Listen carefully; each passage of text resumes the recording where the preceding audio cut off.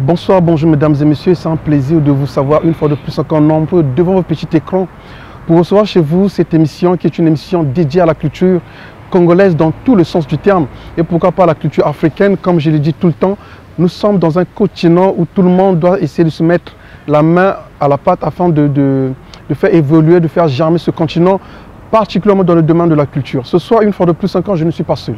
Je suis accompagné de l'un des artistes les plus en vue de la place hip-hop au Congo, l'un des artistes qui a su, en tout cas, qui a su batailler au fil des années afin de faire asseoir son nom aujourd'hui sur la place de Pointe-Noire.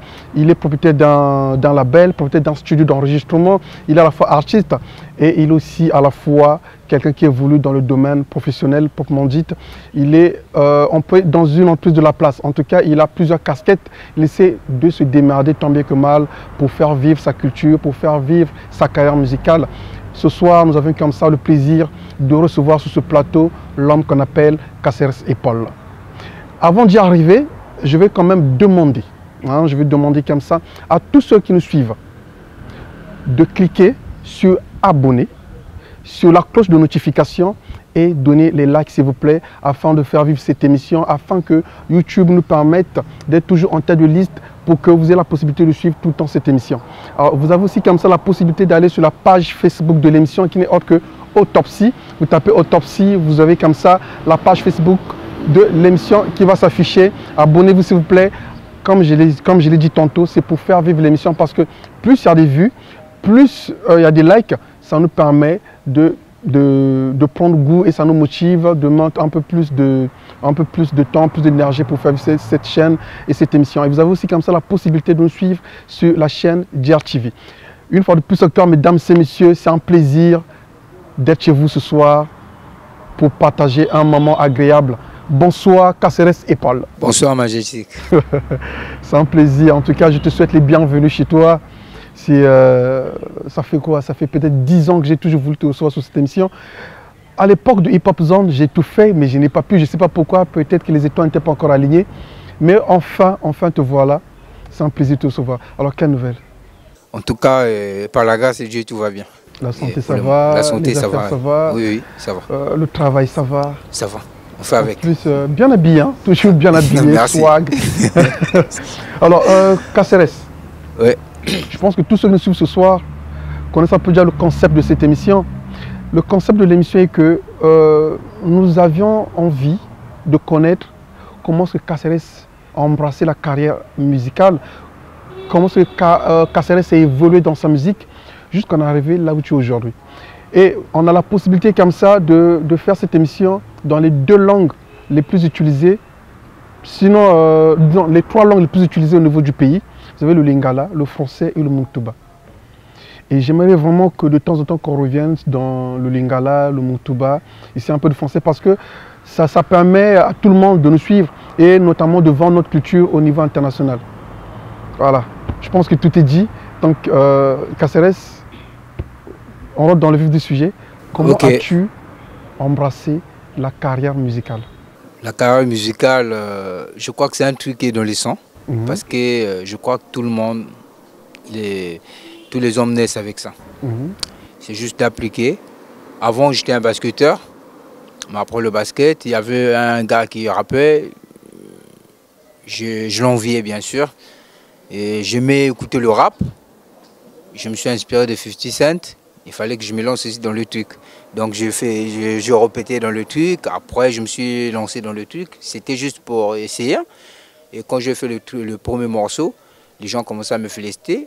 Et c'est ça qui m'a donné un peu le courage maintenant de continuer. Parce qu'on me demandait des nouveautés à tout moment. On me voit quelle nouveauté. Donc c'est ça qui m'a poussé maintenant à percer dans le truc. Voilà.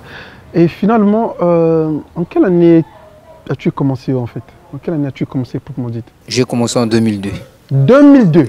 Oui. En tout cas, félicitations. Merci. Oui, c'est normal. Donc 2002 à 2022, ça fait exactement 20 ans. Oui, c'est exact. 20 ans. Alors, ayant fait le premier morceau que les gens appréciaient, est-ce qu'à cette époque, tu avais des modèles, des gens qui... Au niveau national, je dis bien, au niveau national, au niveau de Pointe-Noire, est-ce qu'il y a des gens qui t'inspiraient, il y a des gens à qui tu voulais vraiment ressembler à cette époque-là? À cette époque, Ah non, je ne vois pas. Personne ne m'inspire ici au niveau national. Et au niveau international? Au niveau international, à cette époque, c'était Booba, comment on appelle 50 Cent, bien sûr. Avec que 50 Cent. Il y avait que 50 Cent. Donc toi, ton nom, en fait, c'est que 50 Cent. 50 Cent, oui. Ah, d'accord. Mais c'est bien ça. Parce qu'il y a quand même un dilemme. Aujourd'hui, je pense que ça devient un peu plus facile. Tout le monde peut aller au studio, peut faire ce qu'il veut. Déjà, pour ceux qui ne le savent pas, pour tous ceux qui nous suivent, vous êtes propriétaire d'un studio qui est basé juste à Louandjili, dans le quartier de Louandjili, dans l'heure de l'église Christois, c'est bien ça? Oui. Oui. À l'époque, comment ça se passait en fait pour aller au studio? Est-ce que c'était aussi facile qu'aujourd'hui?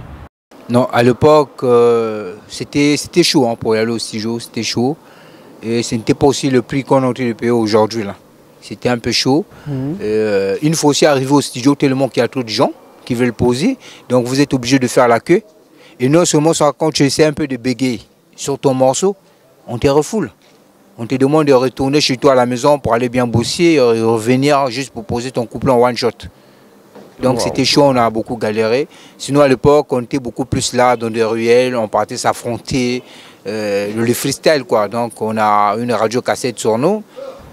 On sait qu'il y a un rappeur dans tel coin, on débarque là-bas, on essaie un peu de se clasher et puis voilà quoi, c'était comme ça. C'est un peu comme ça que vous avez fait vos classes. Lorsque quelqu'un sortait un morceau à l'époque, on le prenait pour une vraie resta déjà quoi. Ouais, parce que c'était pas facile en fait, c'était pas facile. Et on était encore des mômes, on ne travaillait pas encore, donc du coup pour avoir des sous, pour aller poser un morceau au studio, c'était chaud. Et on n'acceptait pas aussi n'importe qui au studio. Ah voilà.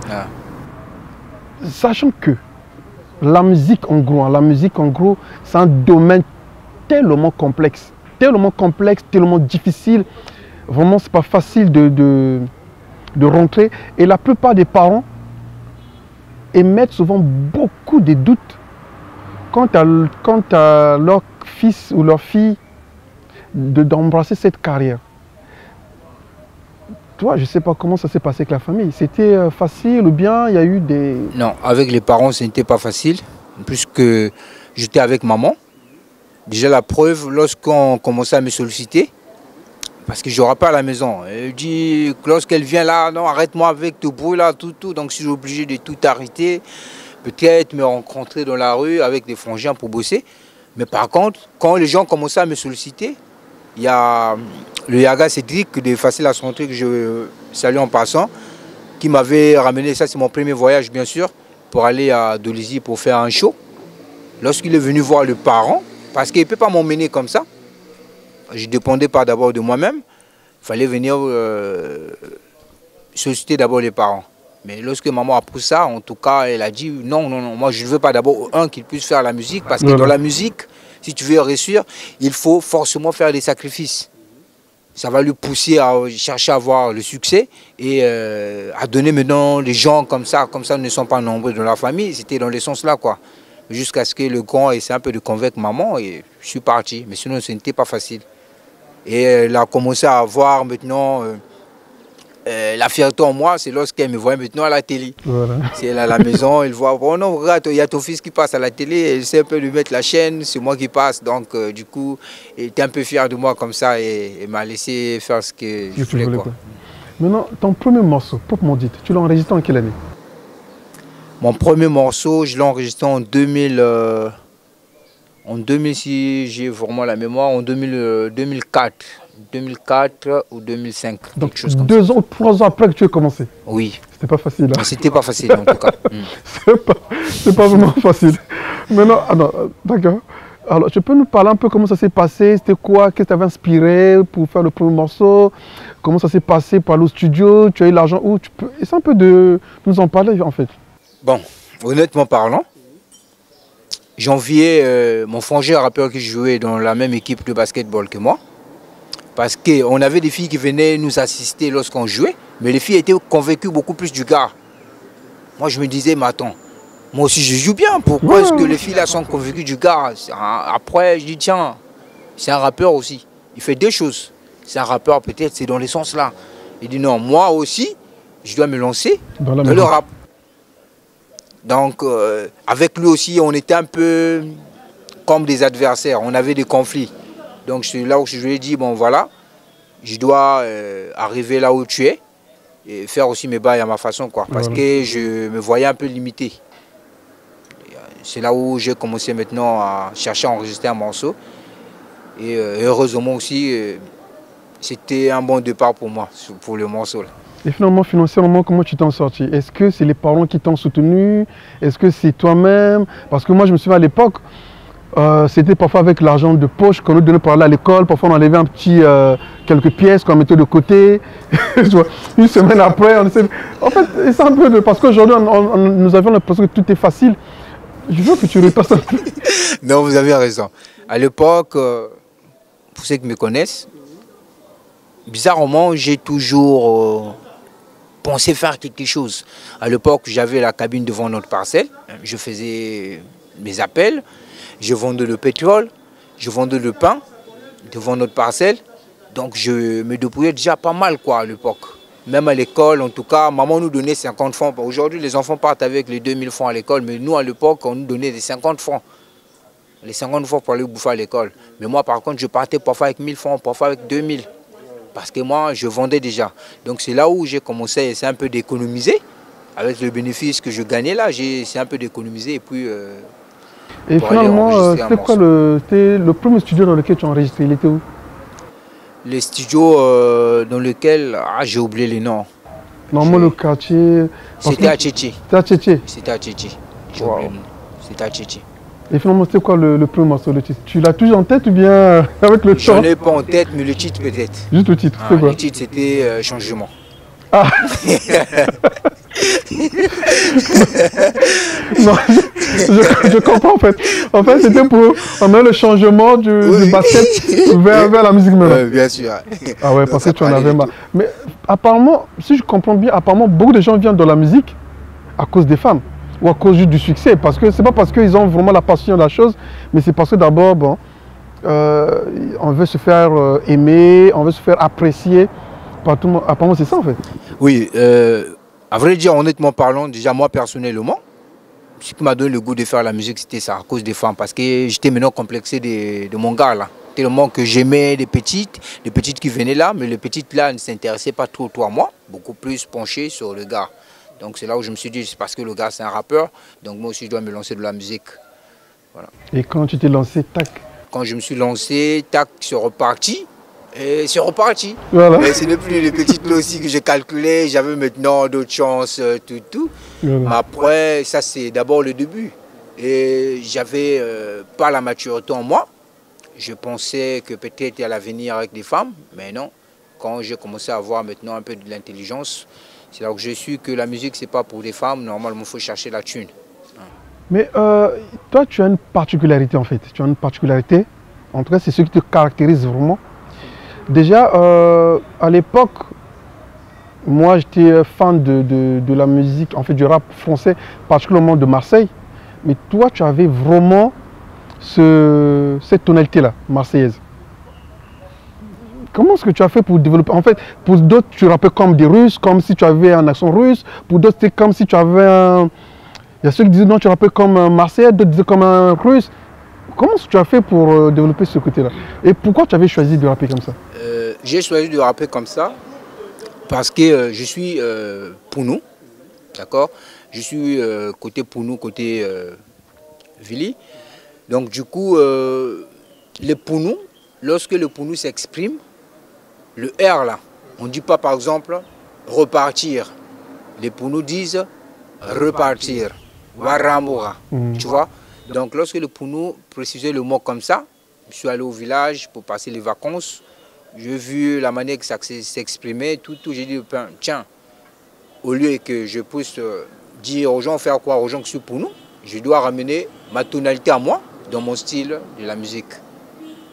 Parce que pour ne pas que les gens me prennent pour un, comment est-ce qu'on appelle ça, tribaliste, quelque chose comme ça.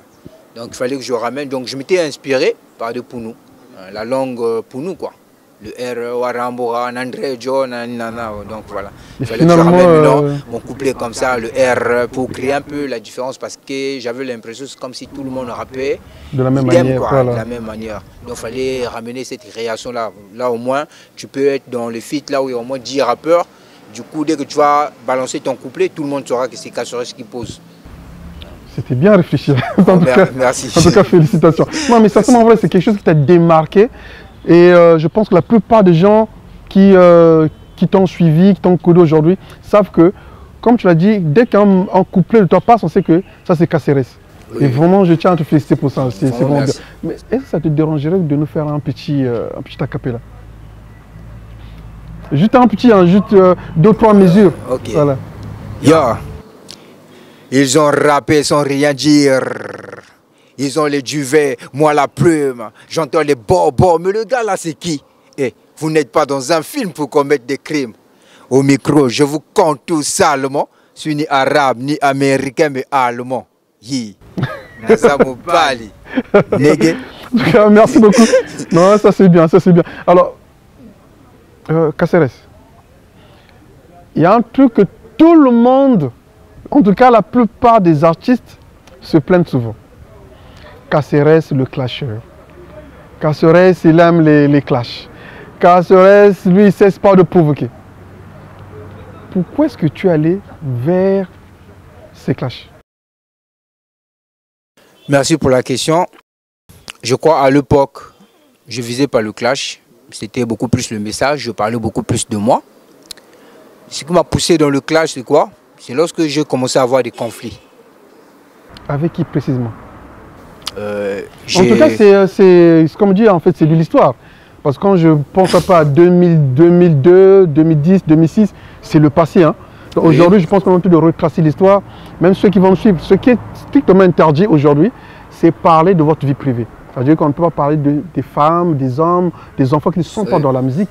Mais pour tout le reste, les managers, les chroniqueurs, tous ceux qui sont dans la culture, je pense qu'on peut en parler parce que c'est juste une manière de retracer l'histoire. Voilà. Oui.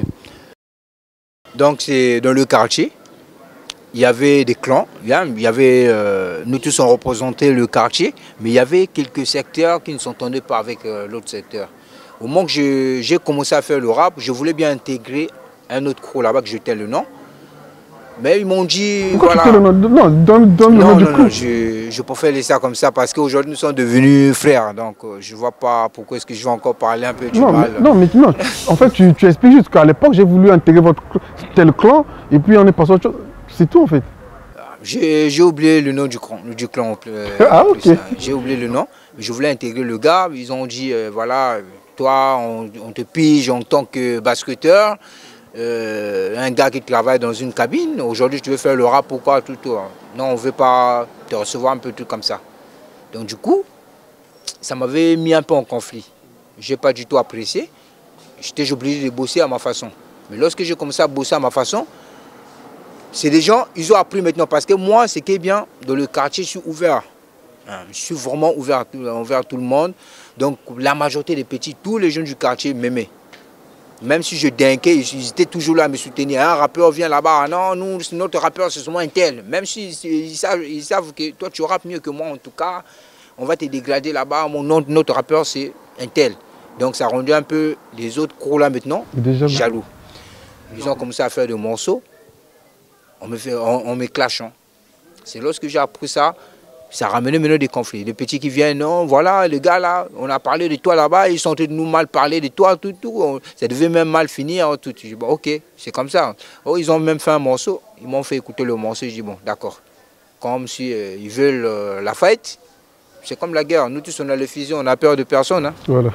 J'étais obligé maintenant de gratter le morceau pour expliquer maintenant le gars. C'est là où le clash est parti. Est-ce que tu te rappelles de ton premier morceau clash? Mon premier morceau clash, non, ça fait...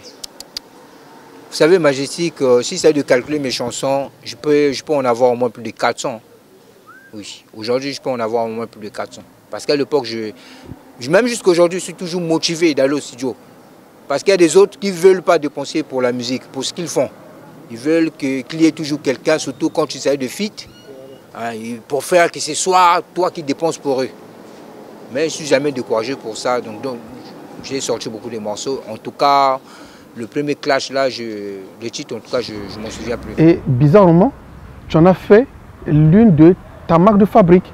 Tu es resté dans le clash, dans le clash, dans le clash, dans le clash. C'est-à-dire que c'est parti d'un crew Et après, ça s'est étendu un peu partout. Ah, voilà. Parce que après les autres, tu as le problème avec les X, tu as fini avec eux. Il y a des autres aussi qui sont jaloux parce qu'ils étaient bien avec les autres aussi se mettent à te clasher. Mais puisque toi, tu ne te fatigues pas. Moi aussi, je ne veux me clasher parce que moi, mon inspiration actuellement, c'est le clash. Toi qui avais des problèmes avec les autres, pourquoi? Parce que, en tout cas, la plupart de tes morceaux, moi, parfois, en tout cas, j'aime toujours t'écouter parce que souvent, quand je veux me détendre, je sais que le gars là, il est en train de sortir des choses qui vont blesser les gens. Je t'écoute. Moi, chaque fois que je sais que quand ça sortir un nouveau morceau, je l'écoute toujours. D'accord. Je te remercie pour la question. C'est vraiment important pour moi, cette question-là. Vous savez, je vais vous dire une chose. De la musique, au Congo ici surtout, lorsqu'un rappeur commence à avoir un peu des ailes, pour les autres, en tout cas, c'est un problème. La réussite de quelqu'un ici, c'est un problème pour les autres. Donc lorsque tu as un buzz, tout le monde veut te clasher. Tout le monde veut maintenant expliquer ta vie. Donc c'est parti de là. C'est normal que j'ai des problèmes parce qu'à cette époque, lorsque les gens commençaient à parler, aujourd'hui là, moi je vais vous dire, honnêtement parlant, aujourd'hui, il y a pas mal de rappeurs qui se sont inspirés par mon flow. Il y a beaucoup de rappeurs, moi je ne vais pas balancer le blaze de quelqu'un ici, que des rappeurs que vous connaissez bien, qui se sont inspirés carrément par mon flow. Et quand vous remarquez même leurs couplets, ils sont là à balancer le R là. J'écoute tout le monde. Donc, lorsqu'on on parlait maintenant beaucoup de moi, quand tu viens dans le quartier, tu es nouveau, si on parle de rappeurs, c'est beaucoup plus le nom qui sortait. Bien sûr, moi, je suis avec mon grand frère Chab Joe là-bas, mais on ne voyait pas trop le Yaga Chab Joe. On voit beaucoup plus parce que moi, j'étais tout le temps là. Vous voyez, la musique, c'est la population. Il faut convaincre la population. Le grand frère Chab Joe, c'est des grands frères. C'est des grands frères qui nous ont vus venir dans le rap. Mais ils étaient un peu enfermés en eux-mêmes. Vous voyez? Mais moi, ce que je fais, c'est un peu d'embrasser le public. Donc du coup, je viens de le quartier, on parle de Cassorès. Ça commençait à rendre maintenant un peu les autres jaloux. Mais Cassorès, finalement, c'est qui? Cassorès, c'est qui? Cassorès, c'est qui? Et tout le monde cherchait maintenant à me clasher. Et du coup, quand j'écoute le morceau, automatiquement, je te réponds. Même si tu ne me clashes pas, tu parles même comme ça, en pleine émission, je te réponds. Et à cette époque aussi, on ne se mesurait pas seulement au micro. Et même jusqu'aujourd'hui, c'est mon habitude. Si je vois que le micro ne se métamorphose pas pour commettre des crimes. Mais je vois que ça ne marche pas. Au micro, tout est permis. Même un enfant de 8 ans, moi, je minimise pas les gens. Tout le monde est capable. Parce que c'est juste la tête. Donc, quand je vois que c'est pas bon, ça ne marche pas, tu m'éclates, il n'y a pas de conclusion, moi je te patrouille. Hein. Si je croise, je te conne correctement. Donc, non seulement tu clashes le micro, mais tu vas aussi dans la fight avec... Dans la fight aussi, je tapais. Oui, c'est normal. Mais c'est comme ça. On a besoin du respect. Peut-être que moi, actuellement, moi là, je respecte mes anciens. Je respecte vraiment mes aînés. Et quand je parle des aînés, il s'agit beaucoup plus du Aga Chab Joe, parce que lui, il a fait aussi c'est lui qui a fait aussi Luandili. Parce que lorsqu'on parlait de rappeurs, c'est beaucoup plus Pita, Paka. À Luandili, c'était les Aga Chab Joe. Ce sont mes anciens à moi. Chab Joe, les Boderman, ce sont mes anciens. Jamais, je ne peux jamais manquer du respect à ces grands-là. Donc du coup, quand quelqu'un essaie un peu de me clasher, je vois d'abord, excuse-moi, je vois d'abord ta carrière musicale. Tu n'as même pas parfois l'âge de ma carrière et tu veux essayer un peu de me clasher. Je veux voir que ça ne tient pas de ces mesures avec toi sur le mic. C'est mieux que je te tape. Comme ça va te correctionner. Donc je règle ça parfois autrement. Non, il y a aussi un autre fait. Il y a aussi un autre fait que moi j'ai constaté. En tout cas, la plupart des questions que je te pose là, ça ne vient pas de moi. Oui. En tout cas, ça vient des gens qui m'ont demandé, parce que j'ai dit souvent, je demande un peu l'avis de tout le monde, des fans et tout. Je veux soit tel artiste, qu'est-ce que vous en pensez? Ils m'ont demandé de te poser une question très profonde. Ok. Cassorès, pourquoi est-ce qu'on ne te voit jamais, quasiment pas, dans les shows publics, c'est-à-dire qu'avec d'autres rappeurs? En tout cas, il y a pas mal de grands clans ici à Pointe-Noire, pas mal de labels ici à Pointe-Noire, mais souvent dans les shows avec ces gens-là, comment tu as peur de te mélanger? Pourquoi? Avant, c'était ça, je faisais les shows, mais ce qui m'avait paumé, vous savez, le gars là, ils ont des partis pris. Tu me parles de quel gars? Ceux qui organisent les shows. Par exemple, vous organisez le show parce que vous êtes bien avec, moi. Vous appelez par exemple Chab Joe pour un show. le gars, il a cartonné. C'est bon, tout le monde a mouillé le maillot, il a ramené le public. Mais quand il s'agit de donner des cachets, ça devient dans les coulisses. Et parfois, ce n'est même pas le prix qu'on s'était entendu. Arrivé là, parfois, c'est juste le déplacement que vous me donnez. Attends, ça, c'est carrément me ridiculiser. Donc, du coup, je me suis dit, bon, ça ne sert pas que je puisse me lancer dans les histoires là. Si c'est un frère que je connais bien qui me ramène là-bas, je préfère me sacrifier pour aller faire un truc et se repartir. Et d'ailleurs, je n'ai pas besoin de leur argent. Mais là où ça me marque beaucoup plus, c'est quand, lorsque vous vous invitez, par exemple, vous invitez Chabjo, vous invitez Boderman, vous invitez Caceres, les Chabjo ont posté, nous tous on a fait, on a mis le paquet, mais en arrivant sur les cachets, vous donnez par exemple 400 000 à Chabjo, 400 000 à Boderman, et à moi vous me donnez par exemple 30 000. Bon, est-ce que c'est possible à faire de... Après, c'est ça aussi. Est-ce que ce n'est pas une question d'organisation de votre côté? Parce que pourquoi est-ce que vous venez à un show ou à un spectacle sans pourtant discuter des clauses bien avant de monter sur la scène? D'où j'ai dit... C'est pas de l'amateurisme aussi de votre côté? Si, il y a des moments, on fait parfois confiance au gars. Le gars essaie de vous expliquer. Dans le monde du business, vous faites confiance? Mais non, il essaie un peu de vous expliquer. Bon voilà, je remarque que le hip-hop est un peu mort dans la ville. J'organise un truc, je suis votre frère. Si vous pouvez venir, à la fin, on va voir ce qu'on peut vous faire. Bon, un frère qui vous parle comme ça, gentiment. Donc tu vois, avec une tête de compassion, tu vois qu'à la fin, il y aura peut-être du lourd. Tu arrives, tu vois la salle pleine. Tu vois l'argent en train de rentrer comme ça. Tu t'attends à ce qu'on te donne peut-être un petit quelque chose, mais arrivé là, c'est pas ce que tu pensais. Et il y a des autres, on s'entend bien. C'est ce que je viens de dire même. Il y a des autres, parfois on s'entend. Que non, voilà, on va te donner par exemple même 200 000. Mais arrivé là, ce n'est même plus 200 000, même pas la moitié de 200 000 qu'on te donne. On te sort parfois 2 billets de 10 000 francs. On te donne 20 000. Attends. Mais parfois tu as ramené pas mal de gens, tu as payé les taxis aux autres, il y a des gars qui ont fait des feats avec toi, venez, voilà, voilà, voilà. Arrivé là, ce n'est pas ça. On se sent un peu ridiculisé. C'est là où je me suis dit, moi-même j'ai l'habitude aussi d'organiser des specs. Je me suis dit, bon, je préfère rester dans mon coin. Si c'est un frère de la famille, je préfère aller prester gratuitement pour un gars à moi que d'aller encore dans le coin où je sais que c'est un gars que je ne connais pas d'abord. Hein? Et le gars qui donne des bons paquets de l'autre côté là-bas, il me ramène parfois 2000 francs pour prendre le taxi. Je ne sais pas ce qu'il va balancer là-bas de l'autre côté. C'est des gens. Maintenant, parlons un peu de ça, Caceres. Parce qu'aujourd'hui, le grand problème, c'est en tout cas, c'est les spectacles. Les studios, aujourd'hui on a des très bons studios, et vous avez des très bons réalisateurs de clips, aujourd'hui vous avez des très bons ingénieurs de son, en tout cas tout s'améliore du côté technique. Ouais. Maintenant c'est un peu de votre côté où vous les artistes, que les choses ne marchent pas vraiment. Comment faire pour qu'aujourd'hui votre musique se vende normalement pour que les gens viennent tout le temps à vos concerts? Parce qu'aujourd'hui, je ne sais pas si les choses ont changé, mais moi je pense que je suis là, en tout cas, à ma vie tout le temps pour les spectacles. J'anime un peu les spectacles de gauche à droite. Je regarde un peu comment ça se passe. Est-ce que tu penses qu'aujourd'hui, un artiste hip-hop de Pointe-Noire est capable de remplir une salle, ne fût-ce que de 1000 personnes à lui seul, sans invitation, sans colporter d'autres personnes? Ah non, je pense pas. Je pense pas. Non. Pourquoi? Ben, parce que la majorité des gens qui sont là, ils n'ont pas vraiment la force de faire un morceau en solo. Et tu vas remarquer, la majorité des artistes qui sont à Pointe-Noire, qui commencent à voir le nom, c'est par derrière une personne. Tu entends ce moment parce qu'il a côtoyé un tel, il a commencé à avoir le buzz. Il a côtoyé un tel, il a commencé à avoir le buzz. Et du coup, la majorité de ce morceau qui cartonne, il est dans les feats. Donc si vous vous appelez par exemple le gars qui vient... Il y a même quelques morceaux qui ont buzz à Pointe-Noire. Je prends même l'exemple de ton grand frère Chabjo, avec le morceau Oula Ousha, il était seul. Je prends quelqu'un d'autre que tu connais bien, Boderman, avec Imeni Meni. Ça a bien marché, il était seul.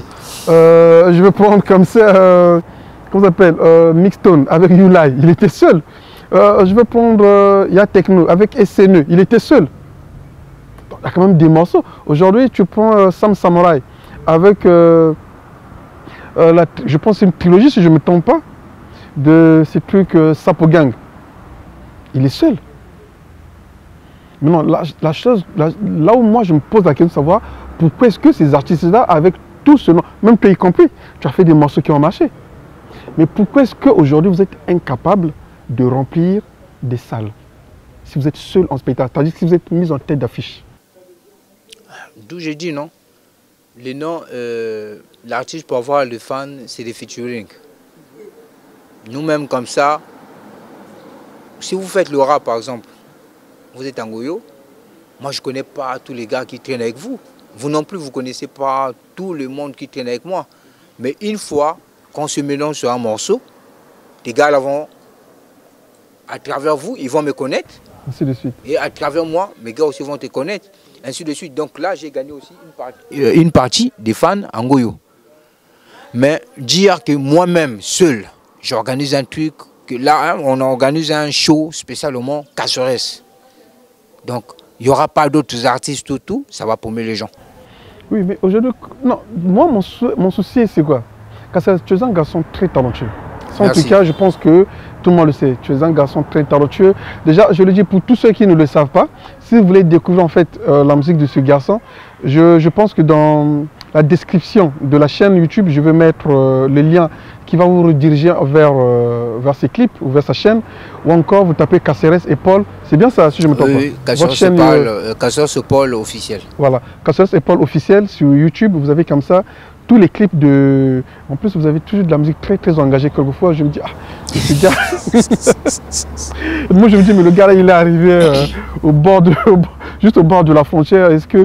Voilà. Aujourd'hui, on voit les Inosbi. C'est vrai que ce n'est pas le même pays, ce n'est pas la même réalité. Mais Inosbi, il a commencé en 2010. Inosbi devient une star internationale. On voit les Gaz Mawete qui ont commencé en 2014-2015 là. C'est des stars internationales. On voit... Et c'est des gens qui viennent jusqu'ici, remplissent des salles. Vous devez normalement connaître quelque chose. Les artistes quinois, lorsqu'ils se lancent dans la musique, ils sont prêts à tout. Lorsqu'on dit, tu veux rentrer dans le truc pour avoir le succès, il faut passer par-ci, par-là, tout. En tout cas, pour eux, c'est tout à Kwenda. Excuse-moi. Je ne pense pas qu'on vous dit dans ce truc, ceux qui nous suivent, je ne pense pas que ceux qui nous suivent chez eux comprennent ce que vous voulez dire. L'objectif de cette émission, c'est vraiment retracer une histoire, c'est vraiment être un peu plus clair pour que les gens... D'accord. Je disais... Les Congolais de la RDC. Les Congolais de la RDC, lorsqu'ils s'engagent de la musique, et le Kobasalaka, on a posé à buzz. Donc lui, il s'est dit que non, la musique nanga, faut na djambongo, faut na brouiller dans le monde entier. Partout là où il va partir, on lui dit que toi, pour avoir le buzz, pour avoir le succès, faut plus à maman. Et il donne. Ils ne réfléchissent pas. À Kendeboyo, bien, il faut que béton na sima, na moninga mobali pour du succès. Il est tout à Kwenda parce que lui, il est na idée donc hasard déterminé. Il faut ngaka top wana donc tout haut ba proposer tout ba osala e. So ka na position ko salango andima. Mais chez nous ici les Congolais, d'abord vous allez voir, il y a moins de gens qui sont dans des trucs, des triple 6. Excuse-moi, vraiment, c'est très important ce que vous dites, c'est très important. Donc si je comprends bien, vous n'êtes pas déterminé. Non. Vous n'êtes pas déterminé. Nous ne sommes pas déterminés. Non. Vous y compris, hein? Là, moi, en tout cas, je parle bien de toi. Sûr. Tu n'es pas engagé dans ta musique. En fait, pour toi, tu fais ta musique juste pour t'arrêter dans le quartier ou au niveau de Porte-Noire, c'est ça? Avant, je visais des sous. Je faisais des sous, le buzz bien sûr. Mais lorsque j'ai commencé à voir des gens qui m'ont... J'ai eu au moins 2 personnes qui m'ont proposé. 2 personnes. La première personne m'a invité, m'avait donné même 200 000. En me donnant son numéro, les 200 000 là, tu mets juste le crédit pour m'appeler. J'arrive, on se fixe un rendez-vous, il me ramène dans une pâtisserie. Voilà ce qu'il me propose. Il me parlait un peu en parabole. Quand j'ai essayé de faire l'examen de conscience, je me suis dit non. Vu que c'est la musique, et les paroles de ma maman me revenaient dans la tête. Que la musique, moi je ne veux pas que tu puisses faire la musique, c'est à cause de ça, parce que ça vous pousse toujours de rentrer dans la franc-maçonnerie, et puis vous allez comme ça donner des gens. Du coup, quand le monsieur me parlait, j'ai senti qu'il y a quelque chose qui louche. Donc j'étais obligé de refuser. Merci beaucoup. Alors, mesdames et messieurs, en tout cas, on va chuter pour la première partie de notre émission. Mesdames et messieurs, merci beaucoup à vous tous qui êtes connectés sur la chaîne YouTube de cette émission. Comme je l'ai dit tantôt au début de cette émission, n'oubliez pas de vous abonner, n'oubliez pas de liker et n'oubliez pas de mettre la notification, d'activer la cloche de notification afin que vous ne raterez pas les prochaines émissions, vous ne raterez pas les différentes analyses que nous ferons sur cette émission, parce que je vous informe que au-delà, en dehors des émissions en interview, il y aura aussi des analyses que nous allons faire pour analyser un peu la culture africaine en général, pourquoi pas internationale. Alors nous voici à la fin du tout premier numéro que j'ai avec mon artiste ce soir, et je pense que sur la même chaîne, même heure, vous aurez comme ça la possibilité de nous revoir tous ensemble. En tout cas, je vais saluer comme ça Landry Mulumbu, le réalisateur de cette émission. Je vais saluer Joël Sita Obaya, le directeur de la DRTV. Je vais saluer comme ça mon confrère Kevin Lemboussou, en tout cas big up à toi. Je vais saluer comme ça l'homme qu'on appelle Héritier Toi. Pourquoi pas faire des big salams, en tout cas des big salams à l'homme qu'on appelle, il y a Christian Mokito, Lidalala, l'homme à la générosité qui ne dit pas son nom. Je vais saluer comme ça toute la famille Ndjembo, particulièrement Ndjembo, Mathias, Ludovic. Salutations à toi papa, pourquoi pas la famille Bouété, en tout cas toute la famille Bouété, la descendance de Bouété. Je vais saluer comme ça Madame Ndjembo, Makila Marie-Thérèse. Salutations à toi. En tout cas, pour clore cette émission, honneur et respect à l'homme du droit civil. L'homme s'appelle Goma Roland. Mes salutations à toi, mon empereur, l'homme qui partage sans regarder ce qu'il donne. En tout cas, on se retrouve sur cette même chaîne, même heure, même présentateur. On se retrouve pour la prochaine émission.